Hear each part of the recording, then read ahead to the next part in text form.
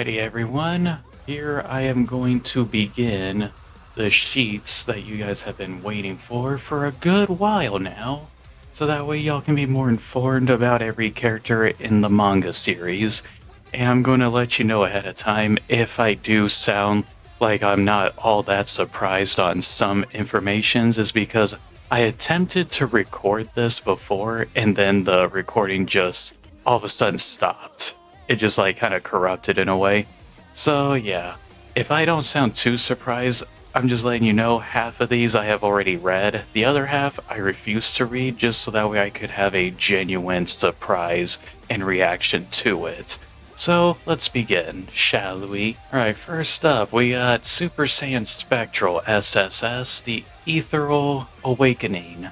Eidolon's exposure to the Dead Zone's unique energy since birth allowed him to naturally access ethereal energy, an invisible force that exists everywhere but is untapped by most. This form allows him to exist in both the physical and ethereal realms at the same time, enhancing all his abilities. The spirits in the Dead Zone only triggered his awakening, but now he can freely tap into his energy at will. Which I think is very helpful because even I'll admit, I wasn't sure if Eidolon was capable of tapping into that form again. And it's like, now it's clear that yes, he can at will. And I think it's cool. It's like, now we know he ain't gonna struggle with it. He can actually just tap into it at free will, and then boom, we can just see him in action in the future and just see how incredibly amazing that form will be against other enemies. Now let's move on to the next one. Abilities and benefits. Ethereal Combat Mastery. His attacks phase between dimensions, meaning they can bypass conventional defenses. His punches, kicks, and ki blasts ignore armor and barriers, damaging opponents directly. He can fight on multiple planes at once, striking both physically and ethereally. And as you see, look, he did the multi-plane combat, the armor penetration, and of course the dimensional phasing.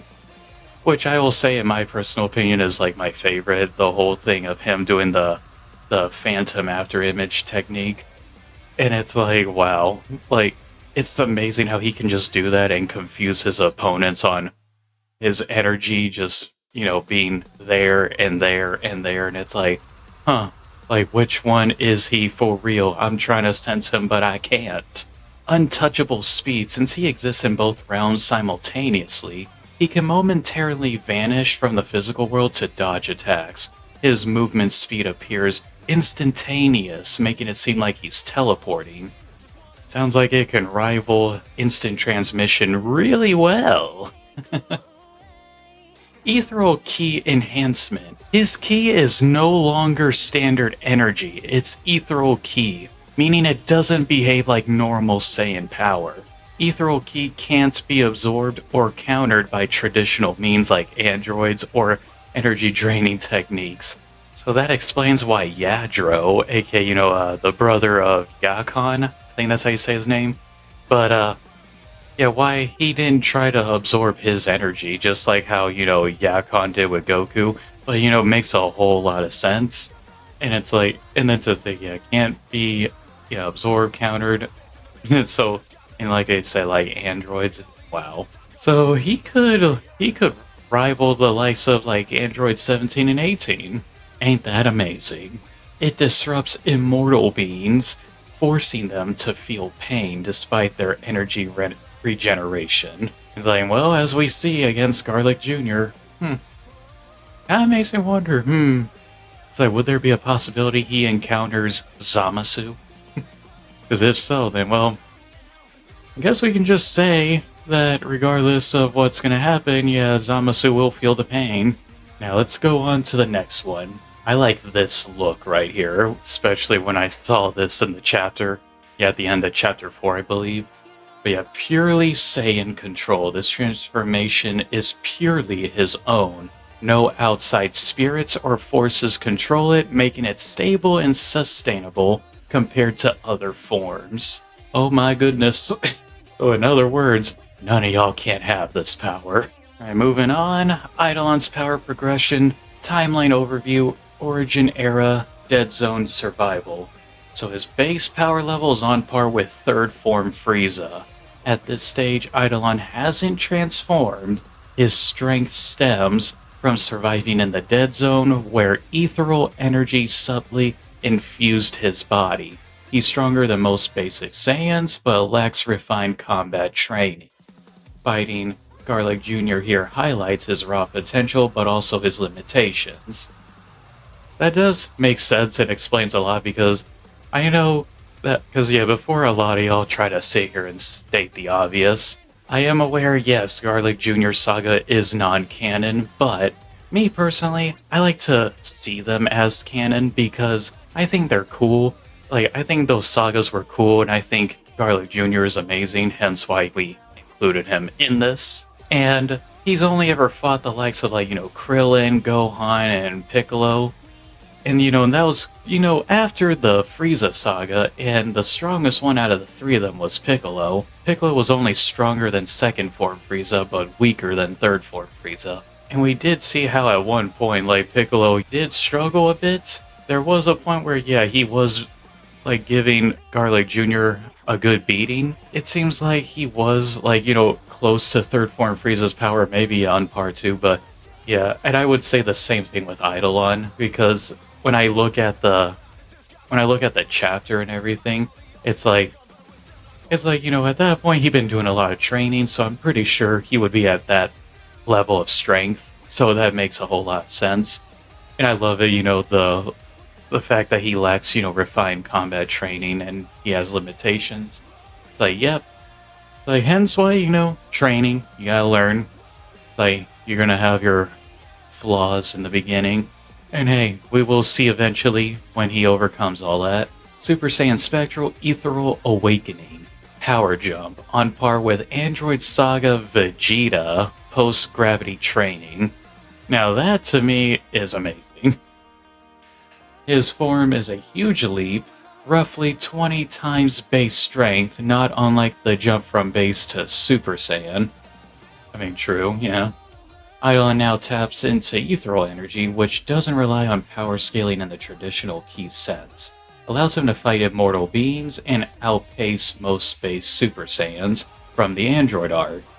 He is now Time Patrol recruit worthy. So to me, it's like, wow, so that is a hell of a jump, actually, because wow. And that would also show, yeah, where he stands in that term as well. And it's like, yeah, when you sit here and think about it, yeah, it makes sense. It's like on par with third form Frieza, and then 20 times base strength once he transforms. Like, yeah, Android Saga Vegeta right there. Like, damn. Kind of makes you think. It's like Super Saiyan Spectral gives like a bigger boost than most forms, at least from what I'm hearing.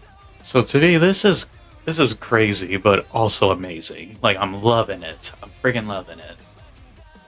Now to the next one. Time Patrol Arc, Training and Rank Climb. Current status, top 50 in the Time Patrol Elite class. After significant training in multiversal arenas, exposure to timeless anomalies, and surviving rifts involving altered timelines, Eidolon has skyrocketed in power.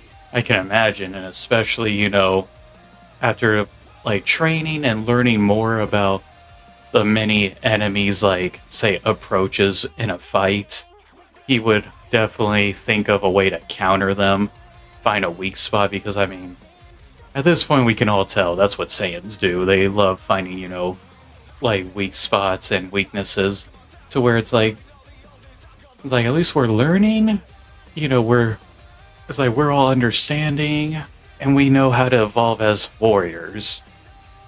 And that's how I think is what they're going through in terms of their mindset and all. It's like, now we can only imagine how much better he has gotten since his story arc. Moving on. Ah, yes. The one that I'm pretty sure everyone's been dying to hear about. The Crimson Ruby form for Phoenix. Power increase estimated to be 8 to 10 times stronger than Golden form. Oh my goodness.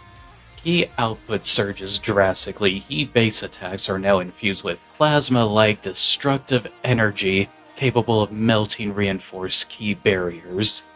Combat speed and reaction time are elevated due to an adrenaline-like surge from emotional clarity.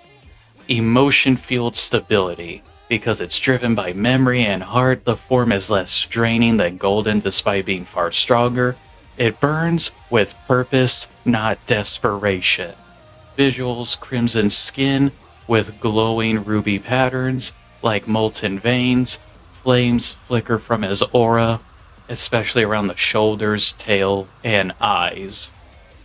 Which I gotta say, it looks awesome. Like, when I first saw it, I was just like, oh gosh, that is so cool. Alright, on to the next one. Versus Frieza's Black form. Black Frieza is canonically far stronger than Ultra Instinct Goku and Ultra Ego Vegeta, meaning he's leagues above Golden form, and would outmatch it effortlessly. However, Phoenix's Crimson Ruby form closes the gap significantly due to its unique key type and emotional catalysts. Power matchup: Crimson Ruby Phoenix is about 80 to 90% of Black Frieza's power. Crimson Ruby Phoenix is about 80 to 90% of Black Frieza's power, but with one major advantage. Phoenix's energy burns hotter and faster in short bursts. Phoenix can even overwhelm Black Frieza due to his heat-based energy, causing instability in Frieza's rigid key structure. That is actually a mind-blowing moment right there. Strategic edge: while Black Frieza is cold, calculating, and brutal, Crimson Ruby Phoenix fights with a fiery heart and tactical passion, using misdirection, feints, and unpredictable energy patterns. His emotional clarity can allow him to resist psychic manipulation or fear-based tactics Frieza might use. And to me, I'm just like, oh my.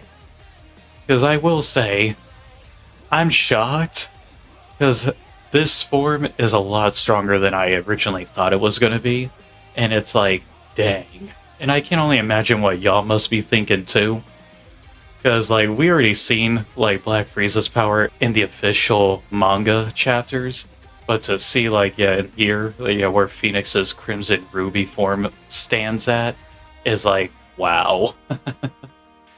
Again, super awesome, super cool. Like, I can't even imagine, like, how many, like, times he's gonna probably end up, like, saving us in terms of, like, many fights that we come across.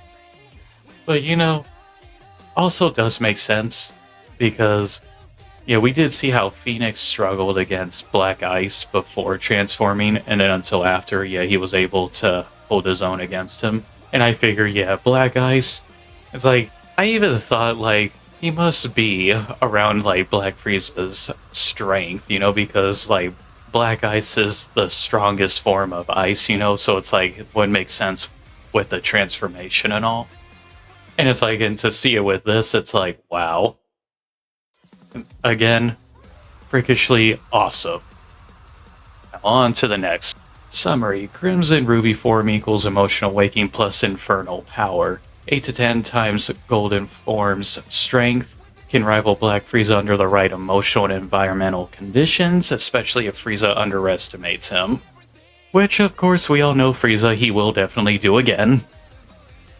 It's like, even with his form now, it's like, yeah, we'll see. We'll see it again one day, I'm pretty certain we will.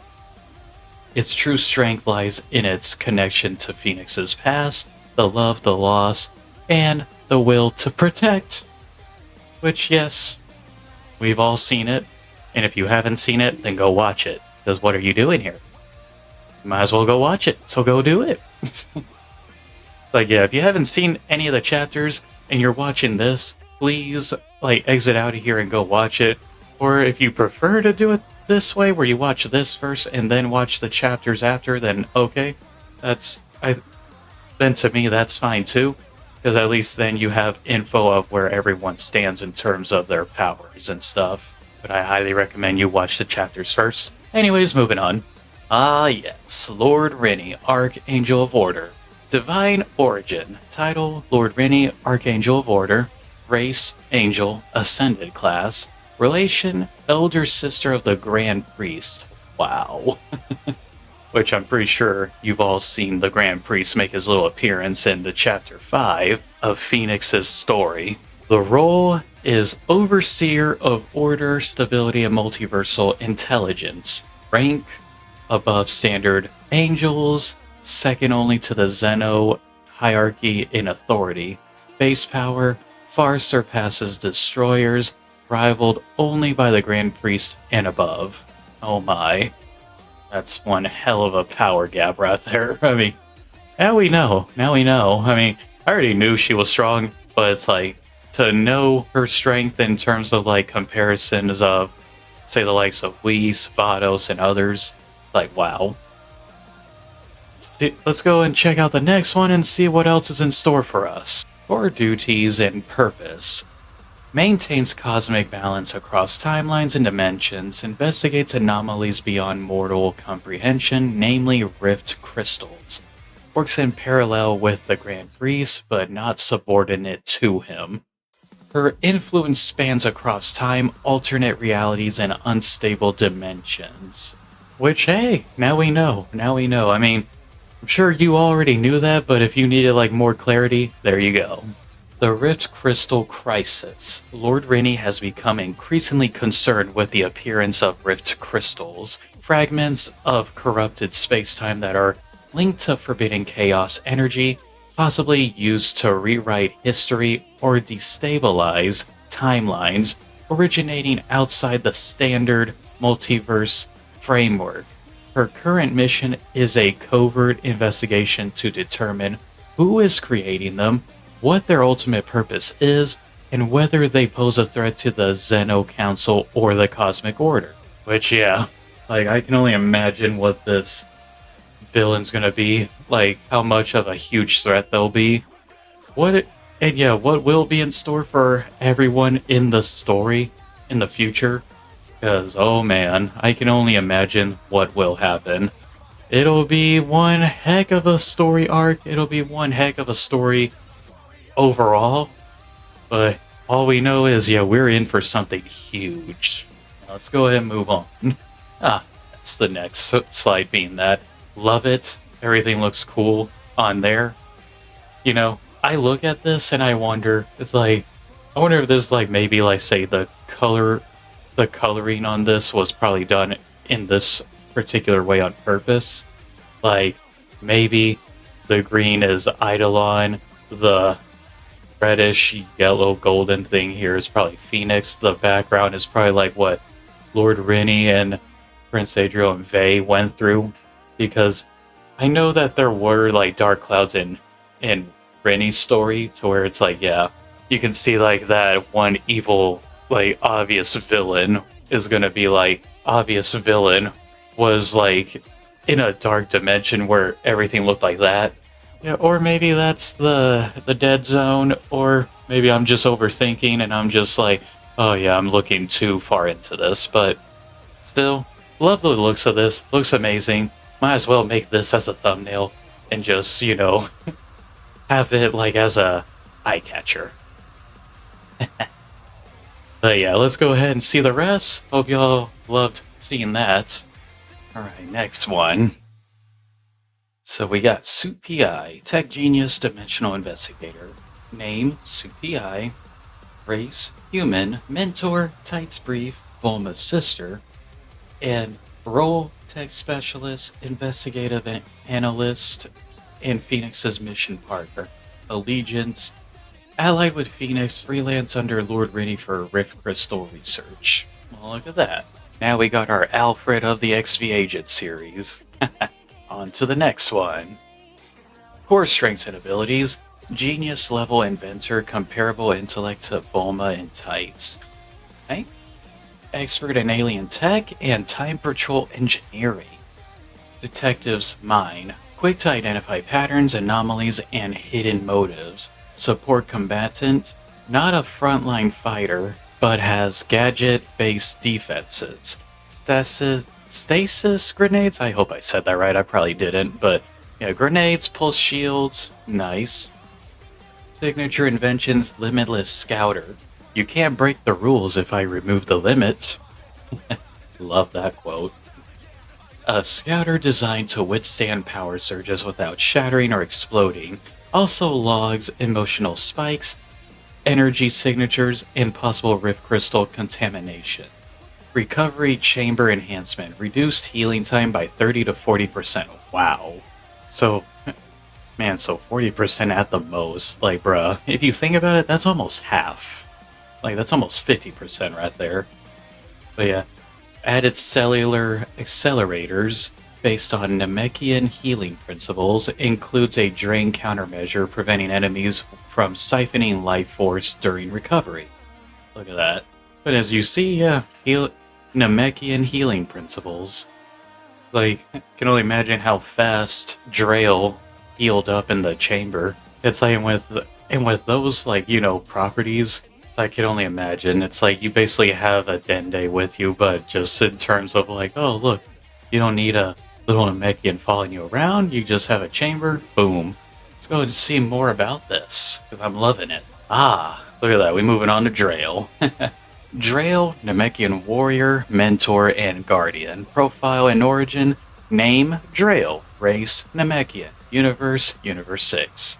Notable trait, considered the strongest Namekian in Universe 6 without using fusion. Background, raised and trained Eidolon from childhood, acting as a guardian and combat mentor. So yeah, if y'all are shocked to find out that he was from Universe 6, well guess what, so was I. Because yeah, like I stated before earlier in the video, yeah, like you can only imagine. So yeah, power level in comparison, power level slightly stronger than Piccolo after fusing with Nail during the Frieza saga. B surpasses even Guru of Universe 6 in raw battle strength. Wow. Notable accomplishment, defended planet Namek from a Frost Warrior invasion single-handedly.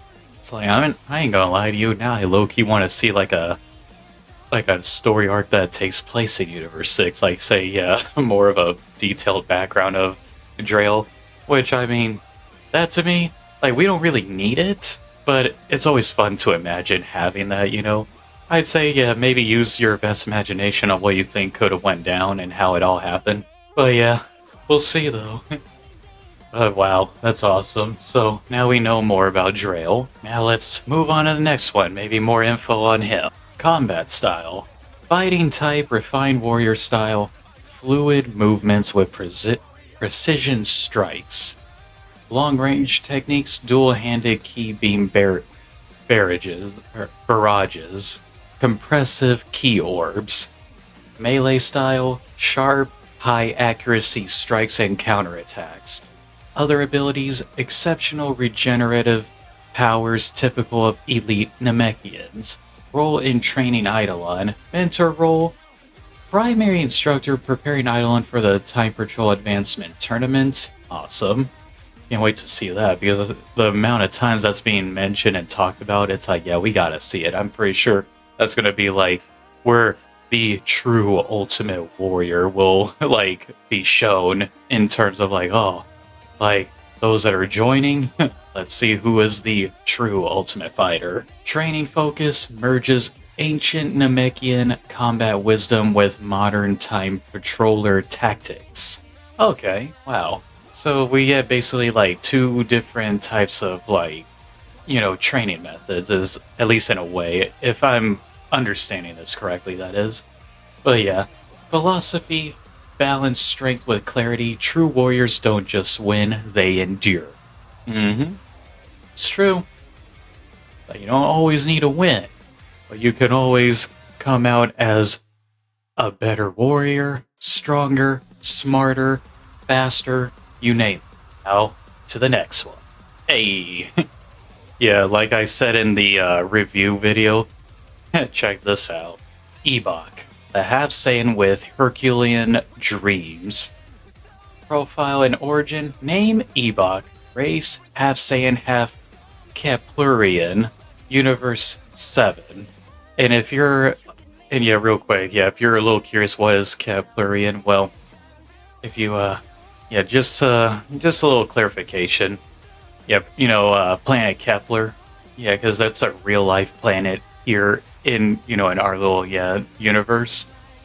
The planet that is considered as like a the copy of Earth or like the other Earth, because what is it? There's like another solar system. I think it's like above us, and it's like light years away.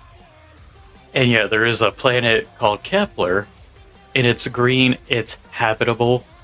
It's said that it does have that it's a lot like Earth. Yeah, and I think they say that the orbit around its sun is a little faster. I think it's like high 200s or 300 days. I can't quite remember. And I do know it's bigger than Earth, so yeah, the gravity there is going to be increased tremendously. So yeah, you can only imagine.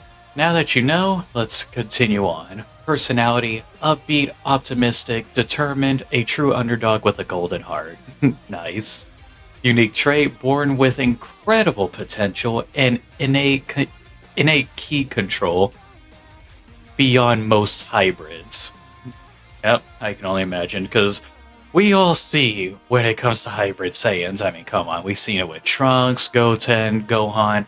Hybrid Saiyans are a lot, like, they get a lot stronger than pure Saiyans, and it's just, and they do it faster too, which is crazy, but awesome. You know, it's so cool, you just want to see more. Combat style. Hybrid style combines Saiyan aggression with Keplerian fluidity. Hoping I'm saying these right, because these are like the first time I'm reading these types of words, but yeah, known for water-like movement and reactive strikes. Ooh. That actually sounds cool. I actually want to see that in action. Which I'm sure we're gonna see because, well, we made sure to make it obvious. Especially, you know, my brother who did the whole anime style and everything, and scene transitions. Yeah, it should be obvious from the last chapters of Phoenix's story that, yeah, he is clearly the next character that the story is gonna evolve around, so yeah, his arc will be next. Notable techniques. Meteor Pulse Barrage, rapid key strikes locked to the opponent's rhythm. Look at that. Echo Drive Fists. Punches that increase in force with each strike based on echo resonance. Ooh. Keplerian Feint Step short range teleport mimic that creates a motion blur copy. What the heck?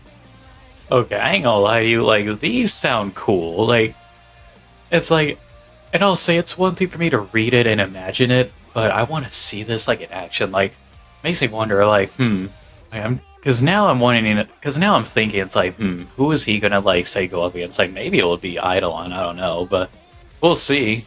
Like, he may go up against Eidolon, Prince, Vey, who knows? Because, I mean, we got that tournament coming up, and we see, like, there's a lot of them training for it. I can only imagine what that's gonna turn out to look like and be like, so yeah. I'm pretty sure we'll see his movesets in action, so yeah. Let's all make sure we keep a close eye on that. Now let's move on to the next one, learn more about this Evok guy. Motivations and goals. Biggest idol, Hercule, Mr. Satan. Owns a signed glove, wears a championship belt replica, often quotes Hercule's speech. Often quotes Hercule's speeches. Yeah, just a little FYI, this is the first time I'm reading this. So yeah. So yeah, as you see, yeah, hence why you're gonna probably hear me be more like, oh, look at that, I'm actually, like, you're gonna hear and sense the surprise in how I read it and speak. But yeah, often quotes Hercule's speeches, you don't need flight to rise above fear. Wow, I love that quote. But yeah, main goal, win the Time Patrol Advancement Tournament to prove a fan can become a hero. That's actually really cool. Inspire others who weren't born legendary, but train like legends. Well, look at that. Can already imagine what kind of character he is now. But yeah. So yeah, you won't have to. So you don't need to be born legendary or train like legends. Although I'm pretty sure to him, yeah, Hercule might be a legend, but maybe like not in that kind of aspect, like legendary Super Saiyan status, but still. Relationship with other characters, training partner, Eidolon. The two share friendly rivalry and mutual respect. Oh, love it. Love it. Admiration for Phoenix. Sees him as a living supernova, but wants to win without relying on raw power. Alright. Hazmatsu PI thinks her gadgets are cheating, but secretly wishes for one of her scouters. Love it. Yeah, if y'all would recall from the Cell Saga, yeah, it's all cheating, or maybe it was the Boo Saga. Either one, yeah, either or. I think yeah, it's just like such a funny like throwback to all that. Let's see, what else do we have? Oh, and here we are. All right, we got the other guys. Let's see, current role, affiliation, elite field operatives under Lord Rennie. Okay, so this is Prince and Faye, by the way. Mission, investigate the origins of rift crystals, assist with locating corrupted time eggs, and intercept multiversal threats. Ooh, okay. Combat reputation. Their strength is still unmeasured, but whispers say both could rival high-tier time patrollers without revealing even half of their true power. Oh gosh. Okay, so they are a lot stronger than I thought they are. Ooh. Okay, we're gonna yeah, read more about this. Let's see. Combat dynamics. Prince. Bold, aggressive, forward pressure fighter. Specializes in power enhanced strikes and defense breaking tactics. Well, sheesh. Okay. It's like, again, I can only imagine, but I guess we'll see more. Or read more. We'll see. Vey. Calculated, efficient, counter-heavy style. Focuses on timing, deception, and evasive redirection. You know, I will say, makes sense because if y'all look at Rennie's story, how both of them were actually, like, how their skills were put on display, and especially in terms of outsmarting the villain, to where it's just like, oh wow. To where it's like, seems like there is a weakness, and we can probably see that again. Or maybe not, because they're probably gonna think to themselves, oh, I will not let this happen to me again. Well, let's see though. Backstory and legacy. Prince. Once believed his brother Eidolon and Mother Pina died during the Saiyan Purge. Became a warrior forged in loss and defiance. Targeted Frieza's forces directly, becoming a symbol of resistance among fringe rebel groups. I mean, it would make sense because it's like, I mean, when you, like, say, you know, get lost in the dead zone, it's like, you can only imagine, it's like, you don't hear any signs from them or anything, you don't know where they are. It's like, yeah, it's safe to assume, like, yeah, they're probably dead. All I know is, yeah, if I was in his shoes, I would have thought the same thing. Vey, known as the Silent Spark, for his calm focus and sudden explosive power. Fought side by side with Prince from the earliest days of Rebellion, acts as both strategist and spiritual anchor for Prince, with unmatched loyalty. Nice. Shared legacy. Rescue Lord Rennie, the Archangel of Order from captivity in the Demon Realm. Which, I mean, yeah, we have seen, yeah. We've seen how they rescued her, which, again, was super cool and awesome. And it's like, who knows? Like maybe we'll have, like, say, like an animation version of that, which maybe we will, but maybe not. But it's like, either way, like, totally fine with, like, either way. Accepted her offer to train under celestial guidance, joining her crusade to uncover the truth behind the rift crystals and temporal distortions. Look at that. And training under Lord Rennie, after their rescue mission, both underwent rigorous and non-Saiyan based training, unlocking unique ascended forms tailored to their mental focus and emotional resolve. These forms are not tied to Super Saiyan levels, but instead drawn from Rennie's order-based key system, rooted in balance, clarity, and inner truth. Okay, well, even though we haven't seen anything from them in terms of, like, their forms, and even if it's not this, I'm just gonna assume that they got god power. Even if that's not the case, you know what, I'm still gonna think it. Y'all can think what you want, because, you know what, I think that's what the whole purpose of this, a little free will thinking. Yeah, that's what I'm gonna think. And watch, maybe this next slide's gonna debunk my mind. over here. Or maybe not. Huh, let's see. Okay, so this was probably, yeah, given at like the wrong order, but I think it's fine. We know how it is. Prince and Vey, the Rogue Warriors of Resistance. Profile overview. Name, Prince. Race, Saiyan. Relation, older brother to Eidolon. Origin, survivor of Planet Vegeta's destruction at the hands of Frieza. Name, Vey. Race, Saiyan. Relation, Prince's closest friend and battlefield partner. Origin, grew up and fought alongside Prince after the fall of the Saiyans. Awesome. Ah yes, here we go. Pena, the Oracle of the Flame Crest. Profile overview, name, Pena. Race, Saiyan. Royal bloodline, Lightbearer line. Gotcha. Affiliations, former elite warrior under King Cold, mother of Prince and Eidolon. Wife of Zorn, a Saiyan warrior of great renown.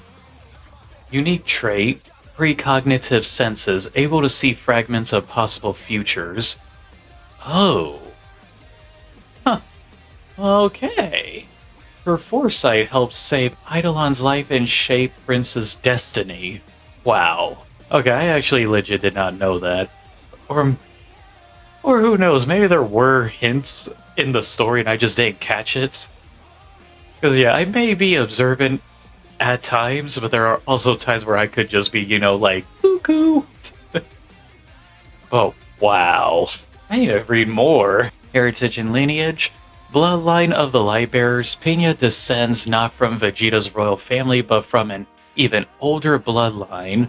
The descendants of the original Super Saiyan God. Oh my goodness. In her timeline, this deity defeated the evil Saiyans and created a legacy of warriors known as the Lightbringers. So this is a lot more mind-blowing than I thought. I don't know about y'all, but for me, I think you could tell.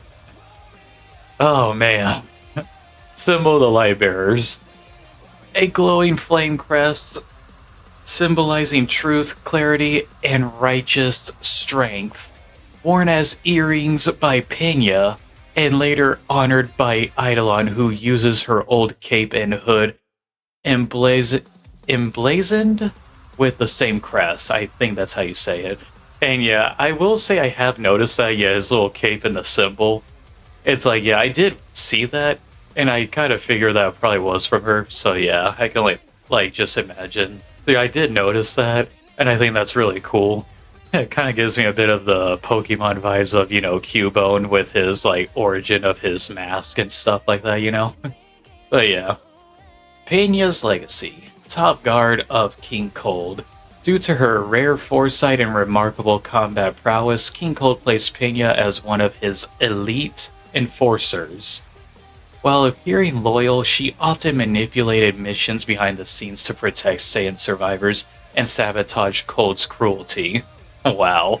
Everything's all starting to come together. It's like, I can only imagine, her story arc with King Cold, tying in with Phoenix's story with King Cold and Black Ice. Yeah, I can only imagine. Probably everything all taking place at the same time. Probably on the same place, too. Who knows? The Flame Oracle. Pena could often foresee fragments of events before they happen, visions that weren't always clear but instinctively correct. Her greatest prophecy was sensing a storm of chaos through her sons, knowing one would face a dark fate and the other must protect him. Ooh, interesting. Well, I think we got a hint of maybe a future story arc. Don't know when it'll happen, but it's like, huh. Could it be Eidolon? Could it be Prince? Questions. Alrighty, y'all. Last but not least, symbolism and remembrance. Pena's earrings, a sacred heirloom. I think that's how you say it. Heirloom? Sorry if I'm, mispronouncing words over here. Yeah, I'm not the best at, reading words, but yeah, either way, yeah. Pass from Lightbearer to hair, serve as a key visual symbol of her lineage and the old gods of light. Alright. And power level and style, Inner Prime Pina was on par with early third form Frieza. Well, look at that. It seems like she was stronger than expected, and well, it's all it's all making sense. Yeah, I'm like sitting here thinking about it, and it's like, Bot using precise preemptive strikes guided by foresight could read intentions through subtle cues in ki, making her devastating against even the strongest of foes. Well, look at that. Look at that. Like, yeah, now we definitely know where Eidolon gets his true strikes from. Yeah, because to those that don't know, yeah, Zorn, because yeah, you're probably like curious on who Zorn ever was. He actually does make an appearance in the show. I think he was like, what is it? He's King Vegeta's like, I think like right hand man, or at least like one of the guards that like stands beside him on the throne, you know? So yeah, that's him. He does like talk to King Vegeta for like a good while. Like I would say like maybe a good like maybe 30 seconds. Like yeah, I know it may I know you're probably thinking like, oh, that's not a good while. Well, to me, it kind of is because it's like you see the conversation between the two and you hear what they're talking about, and it also shows you the kind of guy that Zorn is. And just to clarify, Zorn, like he wasn't named in the Japanese dub. He was named in the English dub. So just a little clarification there. But yeah. He is at least referred to by name in the English dub. So yeah, and you could also see it with him, yeah, resemblance.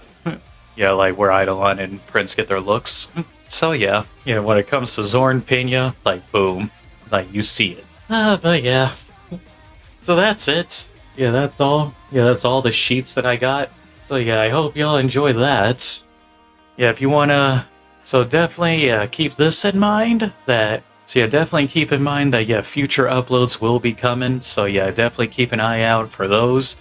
Yeah, we will get the next story arc out. I don't know when, but I will always let y'all know, like always, on Twitch, just to let y'all know, because you'll see, because like always, I've been doing this and you're gonna see it when it happens, where I put the title of my stream and letting y'all know and hinting like, oh yeah, I got the scoop.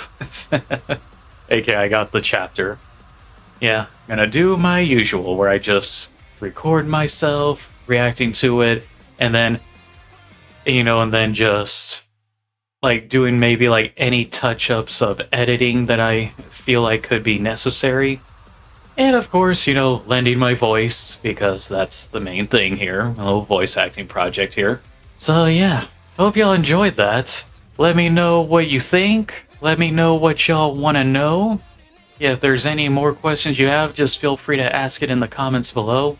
Always remember to hit that like button, subscribe, turn on those bell notifications so that way you never miss an upload. And until the next time, everyone. And definitely make sure to put in the comments below what you think the next story will cover, and what will it be about, and what do you think will happen, especially with all the info that we got. So yeah. Again, take care everyone, and as always, Dr. Ghost will see all of y'all in the afterlife. Mwahahaha.